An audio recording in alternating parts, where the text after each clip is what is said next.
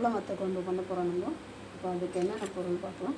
கடுகு, வெந்தயம், சீரகம், அப்புறம் வத்தல், சுண்டைக்காய் வத்தல், மணத்தக்காளி வத்தல், துவரம்பருப்பு 1 ஸ்பூன், உளுத்தம்பருப்பு 1/2 ஸ்பூன், கடலைப்பருப்பு 1/2 ஸ்பூன், வரமிளகா ஒரு 4, கருவேப்பிலை, பூண்டு, இவ்வளோதான். அதுக்கு தக்காளி வெங்காயம் தேவையில்லை. இது அப்பளம் வத்தல், அது அப்படியே நம்ம போட்டு பொரிச்சிட போகிறோம் எண்ணெயில். புளி கரைச்சி வச்சுருக்கேன். இப்போ நம்ம எப்படி பண்ணுறது பார்க்கலாம். ஸ்டவ் பற்ற வச்சுக்கலாம். எண்ணெய் விட்டுடுவோம். எண்ணெய் காஞ்சிடுச்சு. கடுகு, சீரகம், வெந்தயம் போட்டோம்.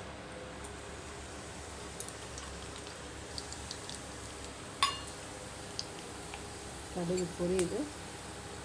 1 ஸ்பூன் துவரம்பருப்பு, 1/2 ஸ்பூன் உளுத்தம்பருப்பு, 1/2 ஸ்பூன் கடலைப்பருப்பு.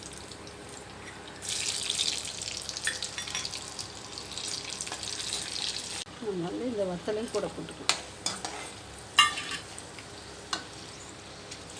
வரமிளகா, கருவேப்பிலை, பூண்டு.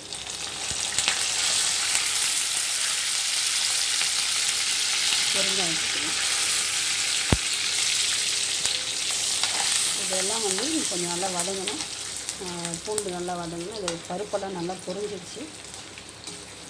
கொஞ்சம் நேரம் கழித்து அப்பளம் போட்டுருக்கோம். நம்ம அப்பளம் சின்னது தான் அப்பளம், அதனால் 4 பொரிச்சு போட்டிருக்கோம்.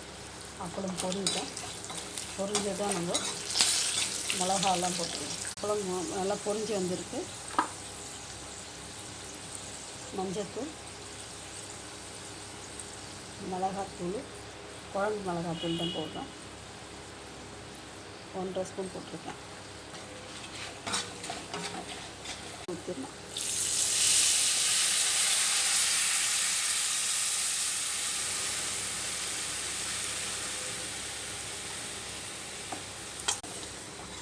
நல்லா கொதித்து வந்ததும் இறக்கிடுவோம். இதில் உப்பு இருக்கும், அதனால் குழம்புக்கு கொதிக்கும் போது கொஞ்சமாக உப்பு விடும்.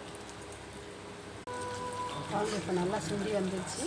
நம்ம இப்போ இறக்க போகிறோம். இறக்கிறதுக்கு முன்னாடி கொஞ்சமாக வெல்லம் போட்டுருக்கோம். அவ்வளோதான், இறக்கிடுவோம். நம்மளோட இன்ஸ்டன்ட் குழம்பு ரெடி.